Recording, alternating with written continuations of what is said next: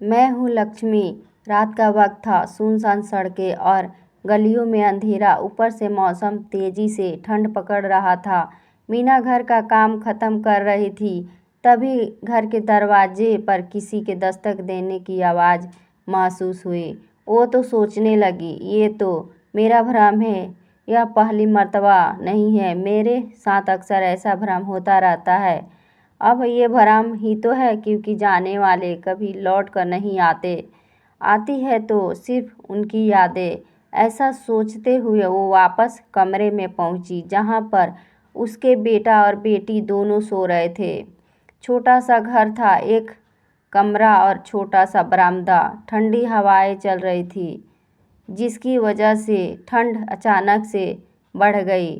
तभी उसे याद आया कि आज भी उसने रजाई तो सुखाई नहीं है। लगता है आज की सरद भरी रात केवल चादर में ही गुजारनी पड़ेगी। चलो चादर ही सही। उसने आधी चादर बेटा और बेटी को ओढ़ा दी और आधी खुद के ऊपर डाल ली थी कि फिर से दरवाज़ा खटखटाने की आवाज़ आई। उसका हृदय तेजी से धड़कने लगा। आखिर इतनी रात गए कौन होगा? कोई जंगली जानवर तो नहीं? तब तक फिर से आवाज़ आई। इस बार वो उठी और उठ के आवाज़ लगाई, कौन है? कौन है वहाँ? मैं हूँ, दरवाजे के बाहर से आवाज़ आई। कौन है? मैं, कहते हुए मीना ने दरवाज़ा खोला और फिर से हिचकिचाते हुए पूछा, जी आप कौन? जी बहन, मैं लक्ष्मी। एक मैले और फटे हुए कपड़े पहने, बगल में एक थैला और हाथ में लाठी लिए एक महिला सामने खड़ी थी। जी मैंने पहचाना नहीं, मीना ने आश्चर्य करते हुए पूछा।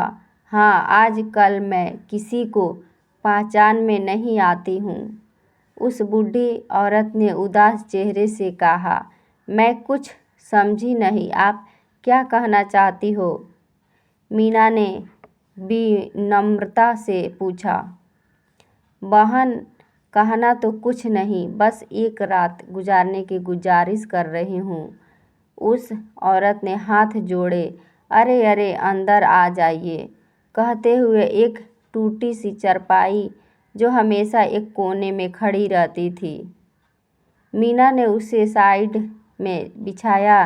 फिर लक्ष्मी को बैठने के लिए कहा। मीना के घर में ज़्यादा कपड़े तो नहीं थे, लेकिन एक पुरानी, उसके पति के समय की दरी थी। उसे बिछाते हुए पूछा, आप कौन हैं? बच्चे नहीं हैं आपके? लक्ष्मी ने एक लंबी सी सांस ली और कहा, हाँ है ना, समृद्धि नाम की बेटी है, वैभव नाम का बेटा है। क्या करते हैं आपके बच्चे? मीना का अगला प्रश्न था। वो बेटा समाज सेवा करता है। कैसी सेवा? बड़ी उत्सुकता से मीना ने पूछा। वो बूढ़े माँ बाप को घर में रहने का अधिकार और वृद्धा आश्रम की समाज सेवा करता है, उस महिला ने नज़रें झुकाते हुए उत्तर दिया। लक्ष्मी की झुकी नज़रें और बेबस चेहरा सब कुछ बयान कर रहा था। मीना को समझते देर न लगी कि घर का दीपक भले ही चारों ओर रोशनी फैलाता होगा, पर अपने पैरों तले हमेशा अंधेरा ही रखता है। दोस्तों, अगर कहानी अच्छी लगी है तो लाइक और सब्सक्राइब कीजिए। कहानी सुनने के लिए थैंक यू।